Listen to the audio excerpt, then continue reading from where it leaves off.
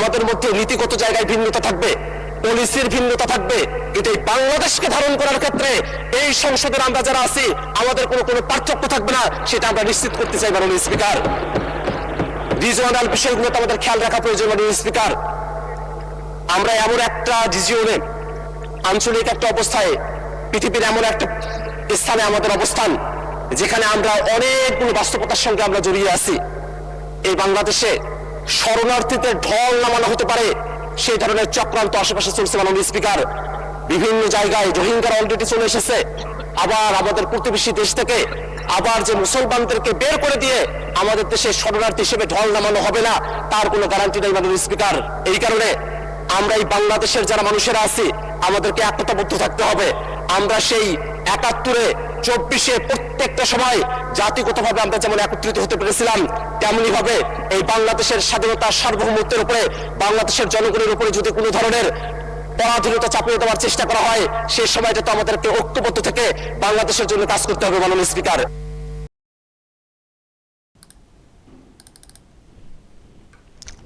তার মানে আমাদেরকে ওরা নেবে না, বাংলাদেশ আমাদেরকে নেবে না, ভারতীয় মুসলিমদেরকে নেবে না। এখান থেকে ভারতীয় মুসলিমদেরকে যদি বের করে দেওয়া হয় তো বাংলাদেশ নেবে না, সব ঐক্যবদ্ধ হচ্ছেন। কি হবে দর্শক? তাহলে কি হবে? আমি দর্শক বলতে যারা মুসলিম আছেন তাদের উদ্দেশ্যে বলছি, তাহলে কি হবে? বিজেপি সরকারে এলে এখানকার যারা মুসলিম তাদেরকে সব বের করে দেবে, তাড়িয়ে দেবে, বাংলাদেশ পাঠিয়ে দেবে। এখন বাংলাদেশই তো বলছে যে মানে নেওয়া হবে না, সব আমাদেরকে ঐক্যবদ্ধ হতে হবে, রুখে দাঁড়াতে হবে। তাহলে কোথায় যাব? এ তো বেশ মুশকিল। আর বাংলাদেশের এই যে এমপি, ইনার নাম হচ্ছে আক্তার হোসেন, রংপুরের, ইনারাও যেন কোথাও ধরে নিয়েছেন যে এখানে বিজেপি আসছে। দেখুন, উনি ভারতের নাম নেননি, কিন্তু প্রতিবেশী দেশের মুসলিম বলে যে কথাটা বলেছেন এতে পরিষ্কার উনি কোন দেশের কথা বলছেন এবং কি জন্য কথা বলছেন। আসলে এখানকার টিএমসি বলে আসছে, টিএমসির কথাতে মুসলিম যারা লিডার তারাও বলেছেন বিজেপি সরকারে এলে আমাদেরকে বের করে দেবে। তো সেই খবর ওখানে পৌঁছেছে। আর ওনারাও যেটা বলছিলাম যে ধরে নিয়েছেন হয়তো যে বিজেপি আসছে, ফলে এখন ওই ইকুয়েশন ওনারা খুঁজছেন যে এমনিতেই রোহিঙ্গাদের একটা চাপ আছে, মায়ানমার থেকে মানে পাঠানো হয়েছে, নেওয়া হয়েছে মানে বাংলাদেশে, তার একটা চাপ, আবার যা সব অবস্থা তাতে প্রতিবেশী দেশ থেকে মুসলিমদেরকে পাঠানো হবে, ফলে আমাদের যে সার্বভৌমত্ব সেটা ক্ষুণ্ণ হবে, চাপিয়ে দেওয়া হবে। ফলে আমাদেরকে রুখে দাঁড়াতে হবে ঐক্যবদ্ধ হয়ে। আমরা কে কোন দলের এই ক্ষেত্রে ভাবব না। আমরা দেশের অভ্যন্তরে পলিটিক্স করার জন্য আমাদের পৃথক মতামত থাকতে পারে, কিন্তু দেশের স্বার্থে ৭১-এর কথা মনে করিয়ে বলছেন আমাদেরকে সব রুখে দাঁড়াতে হবে, ঐক্যবদ্ধ হতে হবে। তাই তো বলছি, তাহলে কি হবে ভাইজানেরা, কি হবে? বিজেপি তো আসছে, আভাস তো সেটা দেখতে পাচ্ছি। আমি যদিও কাউন্টিং না হওয়া পর্যন্ত কিছু বলছি না, কিন্তু আভাস এসছে। আর এই আভাসে বাংলাদেশও ধরে নিয়েছে আসছে।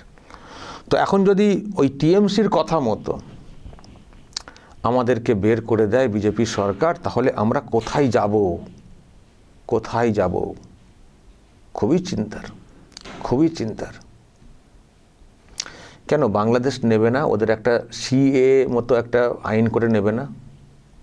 কেন নেবে না? আমরা যদি এখান থেকে অত্যাচারের কারণে যাই, হলে তো ধর্মীয় অত্যাচার হবে, যেহেতু মুসলিম, এই আঙ্গিকে অত্যাচার, ওনার কথাই তো সেটাই প্রমাণ পাচ্ছে। তো ধর্মীয় অত্যাচারে যদি আমরা যাই, আমাদেরকে যদি বের করে দেওয়া হয়, তো বাংলাদেশ তো মুসলিম দেশ, নেবে না? একটা আইন টাইন করে নেওয়ার ব্যবস্থা করবে না? আমরা তো একটাই দেশ ছিলাম, নেবে না? কেন নেবে না?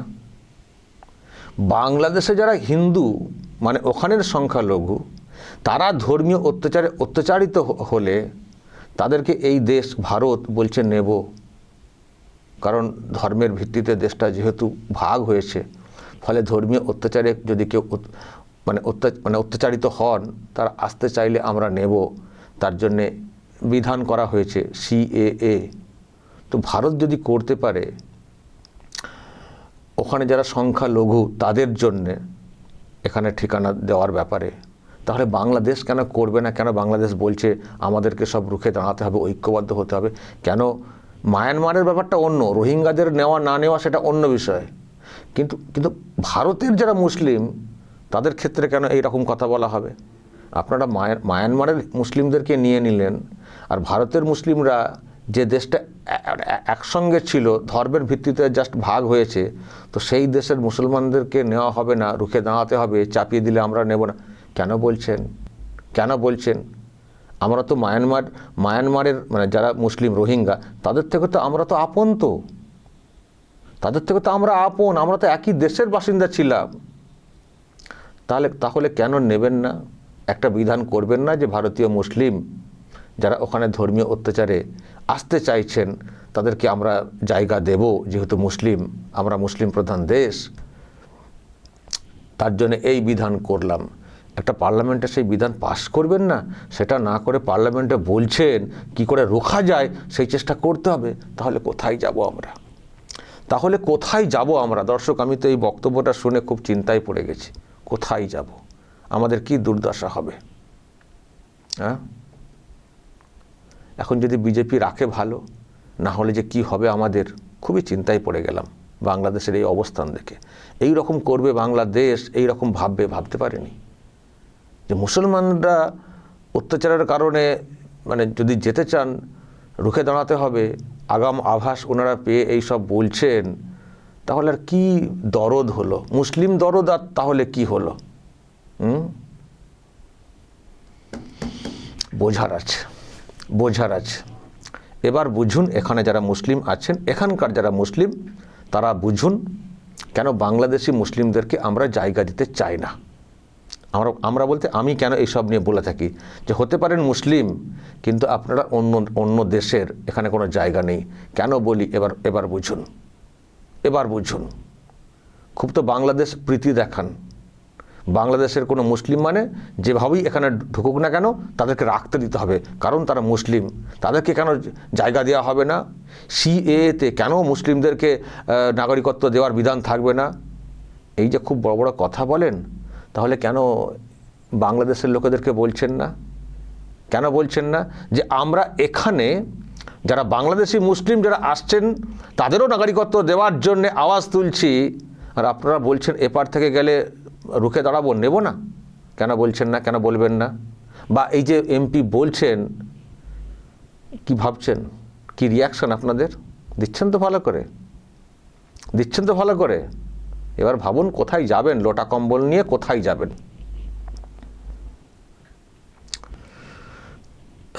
এই জন্যই বলি একটু সজাগ হতে হয়। কেউ জায়গা দেবেন না, কেউ পাত্তা দেবেন না বিদেশের নাগরিকদের, যে ধর্মেরই হন না কেন।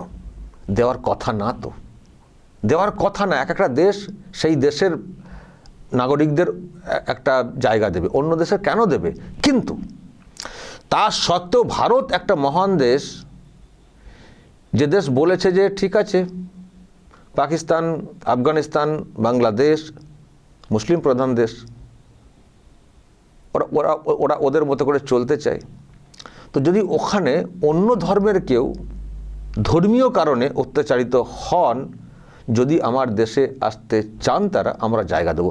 এটা কত বড় মহান ব্যাপারটা বুঝতে পারছেন? আর আপনারা কি বলছেন, কেন মুসলিমদেরকে কেন নাগরিকত্ব দেওয়া হবে না?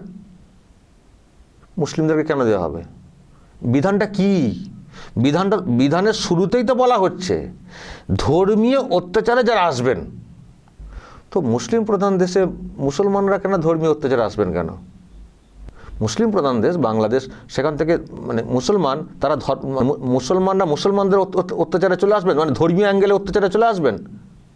ধর্মীয় অত্যাচার কথাটা বলছি, কিন্তু মুসলিমকে মারে আরও অনেক কারণে মারে, ওটা না, ধর্মীয় অত্যাচারের কথা বলছি। ধর্মের কারণে আক্রোশ, রোষ, সেই কারণে এই সব দেশ থেকে কোনো মুসলমান আসবেন? তো বলা তো হচ্ছে ধর্মীয় অত্যাচারে আসার জন্যে। তো যেহেতু মুসলমানরা এই সব দেশ থেকে ধর্মীয় অত্যাচারে আসবেন না, ফলে তাদের বিষয়টা থাকবে কেন সিএতে? যারা নন মুসলিম তাদের নাম তারা ধর্মীয় অত্যাচারের শিকার হতে পারেন, কারণ যেসব কাণ্ড দেখা হয়।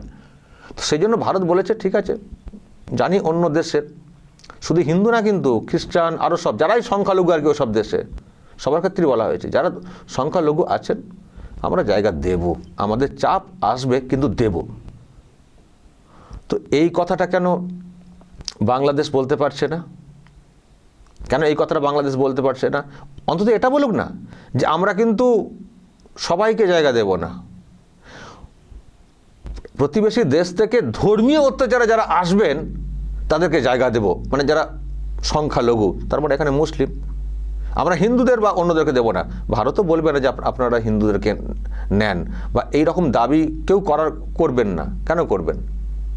যদি মনে হয় যে ধর্মীয় অত্যাচার, তাহলে ধর্মীয় অত্যাচারের কথা যদি এখানে হয়, নিশ্চয়ই যে ধর্মের বেশি যারা সংখ্যালঘু তারাই অত্যাচারের শিকার হবে, এটা সাধারণত ধরে নেওয়া হয়, যদিও এখানে উল্টো ঘটে, আমি ধরছি আর কি তর্কের খাতিরে। তো তাহলে মুসলিমদের জায়গা দেওয়ার জন্য কেন আলাদা বিধান বাংলাদেশ করবে না, যখন মুসলিম ভাই এত উদ্যোগ এত কিছু, বা সিএর বিরোধিতা কেন ভারতবর্ষে এই রকম নিয়ম করা হবে? আরে ভারত তো অন্যদেরকে, তাও তো ভারত কাউকে নাই নিতে পারতো, ভারত হয়তো এই নিয়মটা নাই করতে পারতো, যেহেতু করবো না, যা হচ্ছে হোক। তবুও ভারত ধর্মীয় অত্যাচার হচ্ছে সব থেকে বড় অত্যাচার, খুব নিষ্ঠুর অত্যাচার। সেই জন্য ভারত একটা মহান একটা ব্যাপার দেখিয়েছে যে ঠিক আছে আমরা নেব, চাপ বাড়লেও আমরা নেব, যেহেতু ধর্মীয় অত্যাচারটা হচ্ছে। তো ভারত যদি এটা দেখায়, এই বিধান আনতে পারে, যখন আপনারা এটা বুঝছেন টিএমসির কথা শুনে যে এখানে ঢল নামানো হবে, তাহলে কেন তাদের জায়গা দেওয়ার জন্য একটা বিধান আনবেন না? কেন রুখে দাঁড়াচ্ছেন?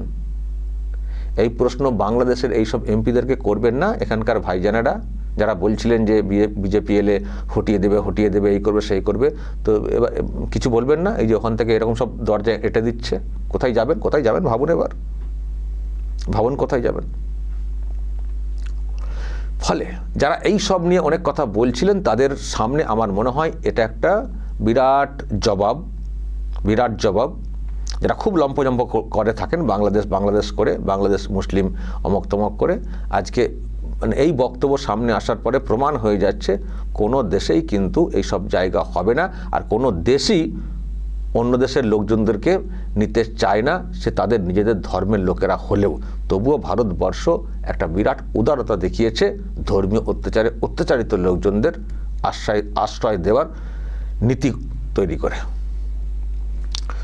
তাই বলি, এই সবে পাল্লা না দিয়ে, এই সবে মাথা না মেরে আসল বিষয়ে ভাবুন। যারা ভারতীয় মুসলিম তাদের কোনো সমস্যা নেই। আমি বললাম যে আমাদের কি হবে, কিন্তু আমি বিশ্বাস করি আমাদের কিছুই হবে না, আমরা এদেশেই আছি, এদেশেই থাকবো, কিছুই হবে না। যারা ভারতীয় মুসলিম তাদের কোনো সমস্যাই নেই, কিন্তু মুসলিম হলেই তাদেরকে জায়গা দিতে হবে এরও কোনো চান্স নেই।